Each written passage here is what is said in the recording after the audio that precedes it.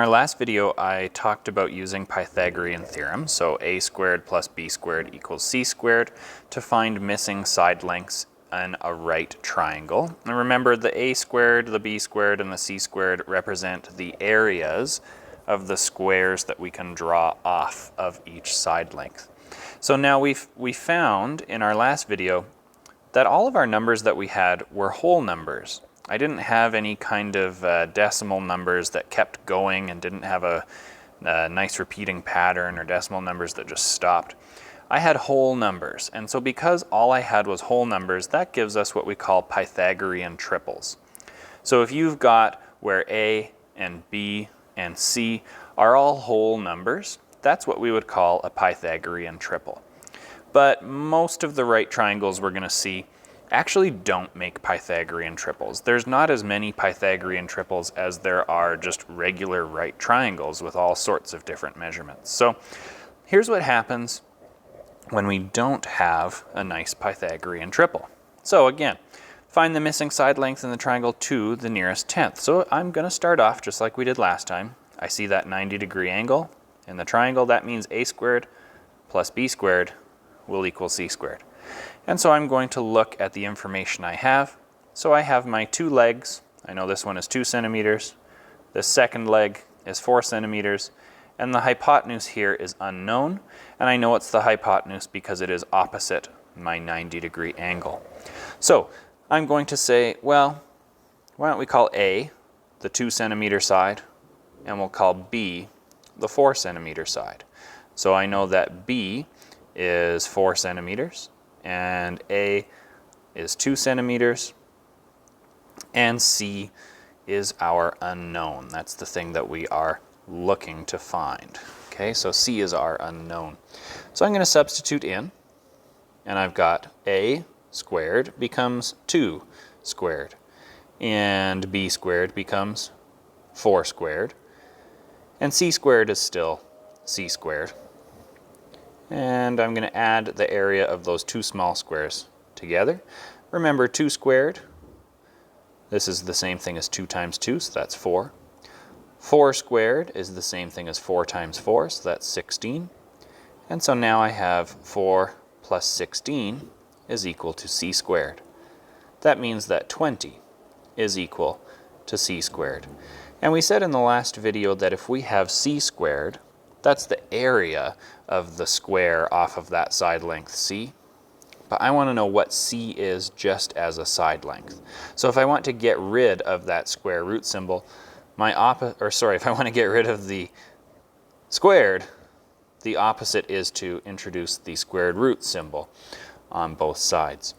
So when I take the square root of c squared, I'm going to get c.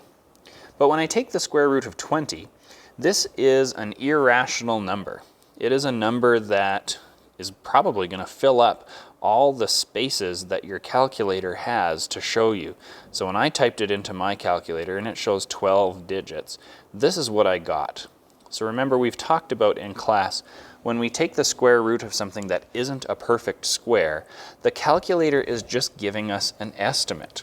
Because even if I was to take 4.47213595499 and multiply it by itself, I don't actually get exactly 20. I get really close, but it's still not exact. So because 20 is not a perfect square, when I take the square root, even what the calculator gives me is just an estimate. Okay? Now, I don't want to write down this much information every time, and if you look back to the question, it says round to the nearest tenth. So that means I just want this 1 decimal place here. So when I'm looking at rounding this to the nearest tenth, I want to write 1 decimal place.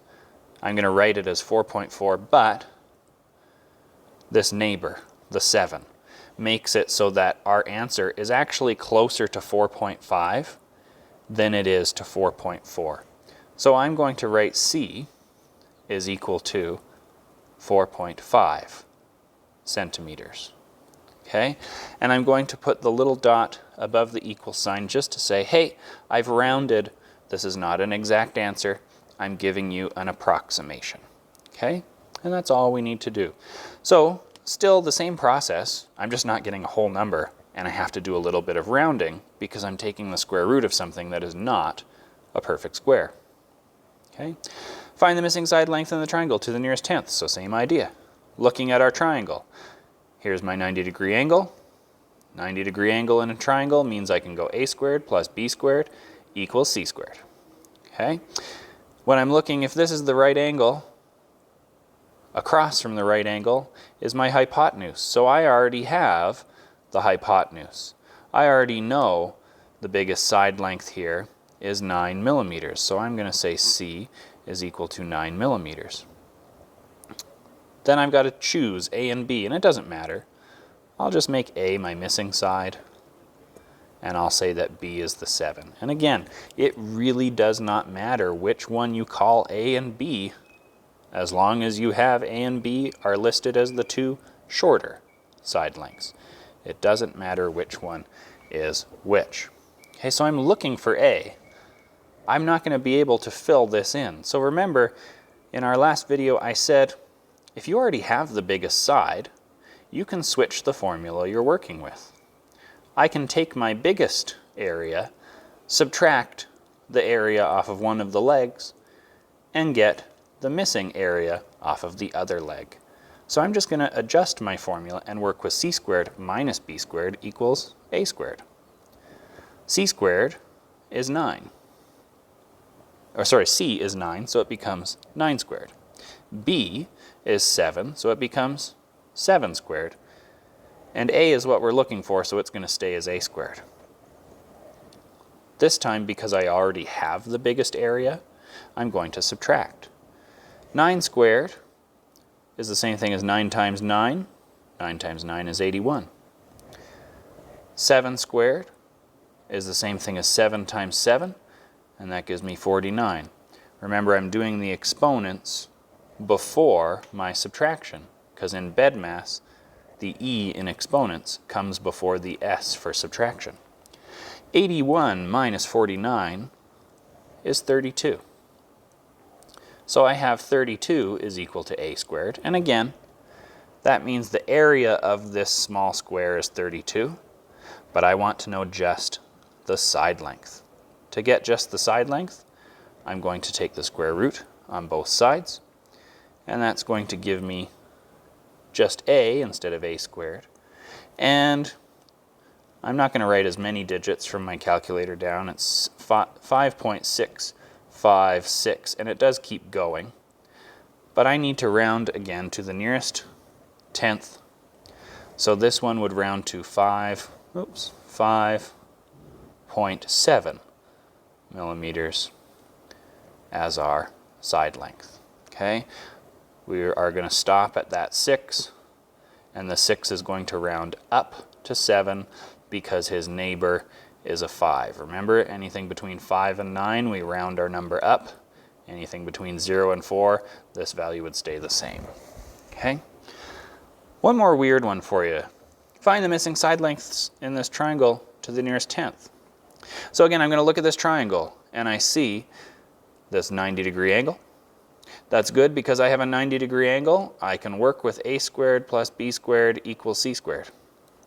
Now when I'm looking in here, there's that 90-degree angle, and across from it is my hypotenuse.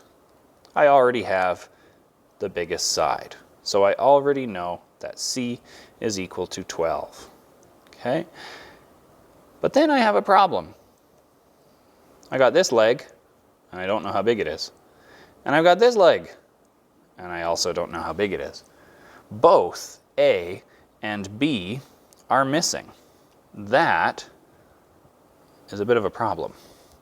A and B are missing. I don't have either one of them. But what we've needed so far is we need 2 side lengths to find the third one that's missing.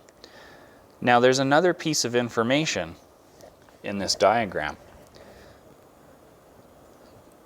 These 2 lines indicate that these 2 sides are actually the same.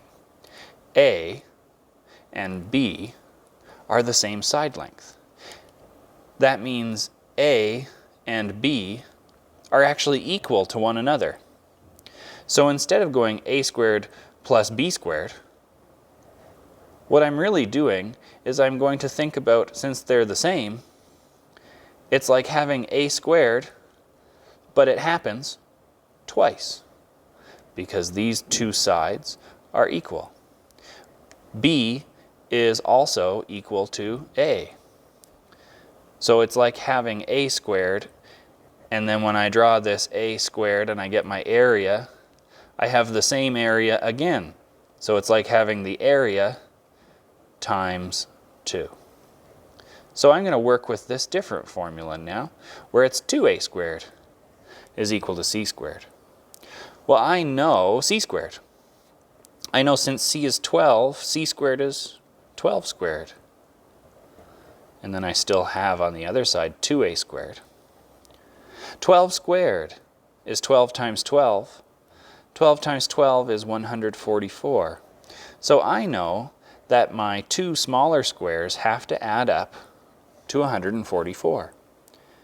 But because my two smaller squares have the same area, if both added together give me 144, that means that each square individually is 72.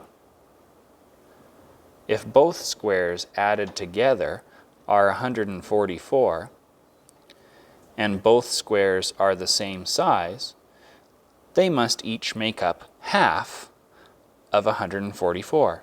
So I know that a squared is equal to 72. But I don't want a squared. I want a by itself. I'm going to take the square root on both sides, and this now gives me a is equal to, and again I won't write out all the calculator digits, so I'll give you the first 4 here. So we have 8.485, and then there's more. So rounding to the nearest tenth would be 8.5. And we put the little dot above the equal sign to mean approximately. And then I'll throw my units back on because it's 8.5 meters. And not only is A approximately 8.5 meters, but B would also be the same length. Because back in the triangle, we said both sides are equal. So remember, that's what these these lines mean in our diagram. So we can still use Pythagorean theorem to figure out a missing side length even if we're not going to have a nice perfect square, so that when we take the square root we get a nice whole number. I can still use Pythagorean theorem and even get this decimal approximation for the side length, and that's actually more common than when all our numbers are whole numbers. Okay, so we still use the exact same process, but we're just going to pay attention to what it asks us to round to in the question.